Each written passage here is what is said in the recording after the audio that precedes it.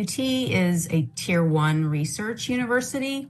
And what that means is that we are at the highest level of research output from across the universities in this nation, and that those faculty aren't just researching, they're also teaching. And so you're not being taught by their PhD students, you're being taught by the professors that do this incredible work and really make a difference, I would say, not just in this country, but in the world. And so that is one of the sayings of our university: what starts here changes the world. And I truly believe in that.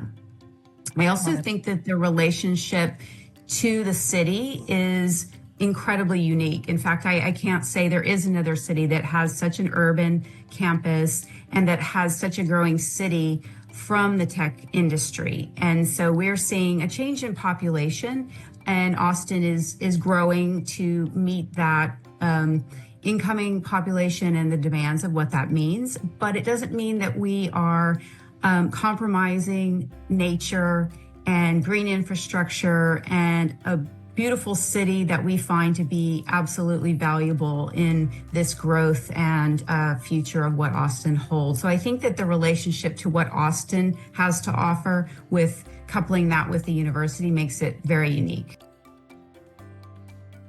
And with the curriculum, I would say it is incredibly spelled out for anyone as an incoming undergraduate degree in architecture. I can only speak to the curriculum of architecture, of course, but I would say that that is something that is very well driven and well configured for incoming students for either a 4-year or a 5-year background.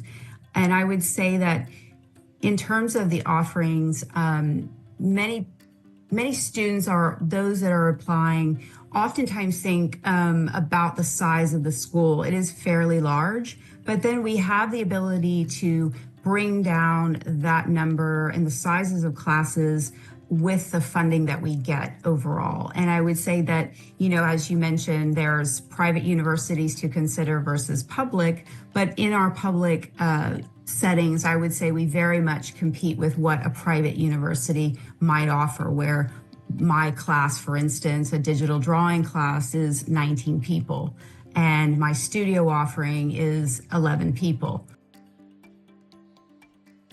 Oftentimes here, I would love to study architecture, but I'm not very good at math.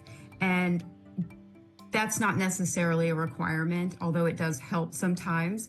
But many fields help and fuel what architecture is about.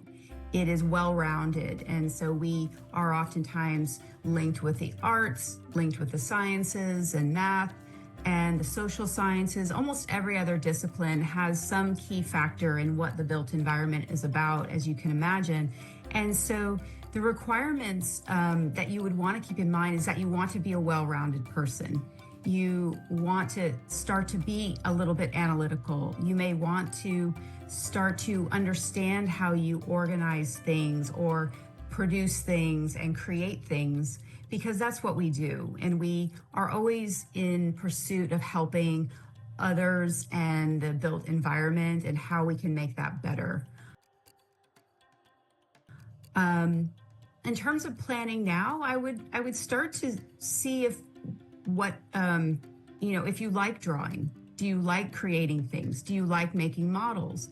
Do you like thinking of things outside that no one has ever seen before? Do you perhaps even like sketching things that you do see in front of you? And I think that is the mind of an architect, because you are absorbing everything and you're also creating things in your head that you want to get out. And so if I were to encourage anyone to maybe start something, it would be sketching or making and tinkering with things and seeing if it makes you happy.